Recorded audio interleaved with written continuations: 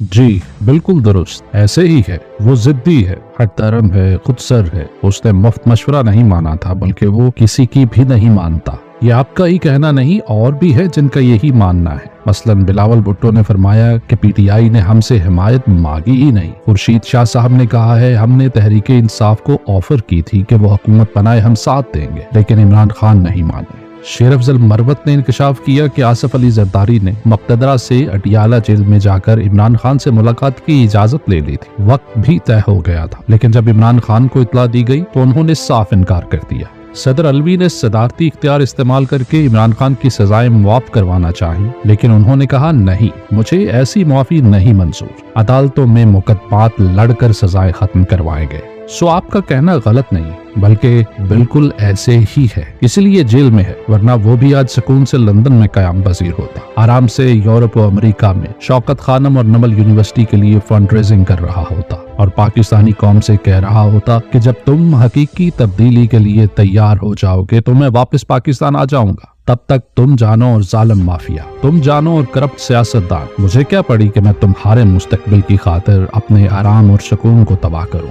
वो भी नवाज शरीफ और दीगर बैरून मुल्क लीडरों की तरह कभी कभार पाकिस्तान में सरगर्म अमल जनूनी वर्कर से वीडियो कॉन्फ्रेंस से खिताब करके उनको बताता कि पाकिस्तान का निजाम कितना करप्ट, उस पर अशराफिया की कितनी गिरफ्त, उसमें अंधी ताकत का राज। इसलिए वो घर घर जाकर लोगों का शऊर बेदार कर, जब कौम करोड़ों की तादाद में बाहर निकलकर उसे आवाज देगी तो वो अगली फ्लाइट में मुल्क में हकीकी तब्दीली की क़यादत करने पाकिस्तान पहुंच जाएगा। तब तक उसका पाकिस्तान में आने का कोई फायदा नहीं। वो बाहर बैठकर कराची शौकत खानम की तकमील के बाद कोयटा, मुजफ्फराबाद और गिलगित में भी शौकत खानम के कयाम की मंसूबा बंदी कर रहा है। अगर वो पाकिस्तान आकर जेल में डाल दिया जाता है तो नए अस्पताल बनाना तो दूर की बात, लाहौर और पेशावर के कैंसर हॉस्पिटल्स को चलाना मुश्किल हो जाएगा।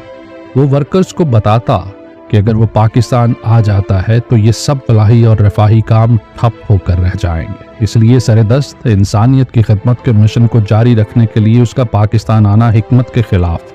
वो लंदन में इंसाफ वेलफेयर फाउंडेशन कायम करता, उसके जरिए वो नमल यूनिवर्सिटी के लिए फंड रेजिंग करता। अल कादर यूनिवर्सिटी तो कायम ही शेख अब्दुल कादिर जिलानी के नाम पर फरोग तसव्वुफ के लिए की गई थी, जिस पर उसके खिलाफ केस बना दिए गए थे और पाकिस्तान में इस यूनिवर्सिटी की मदद करने वालों को सरकारी इंतकाम का निशाना बना दिया गया था। इसको जारी रखने के लिए अपनी वेलफेयर तंजीम के प्लेटफॉर्म से ज़कात व तियात जमा करता। इस यूनिवर्सिटी के मजीद ब्रांचेस पूरे मुल्क में कायम करने की मंसूबा बंदी करता।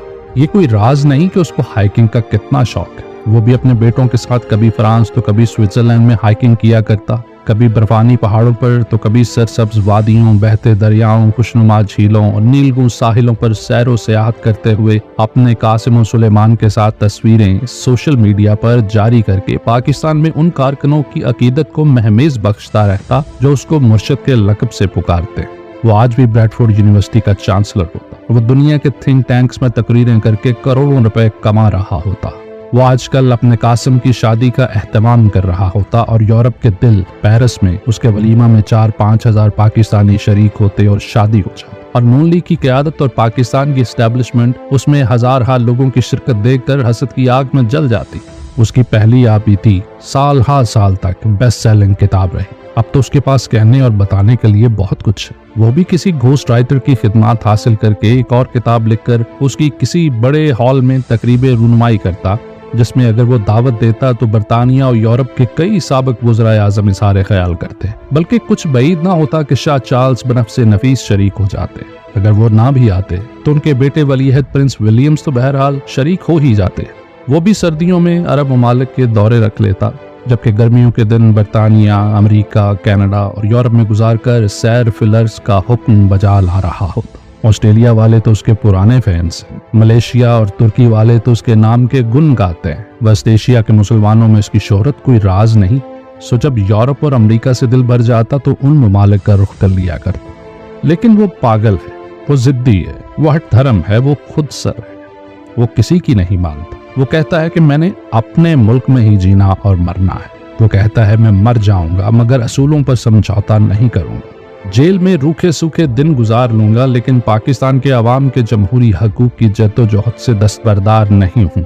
डील नहीं करूंगा, एनआरओ नहीं दूंगा, समझौता करके हुकूमत नहीं लूंगा, सदारती इख्तियार से मुआफ़ी नहीं लूँगा। भला ये कोई अक्लमंदी की बात है?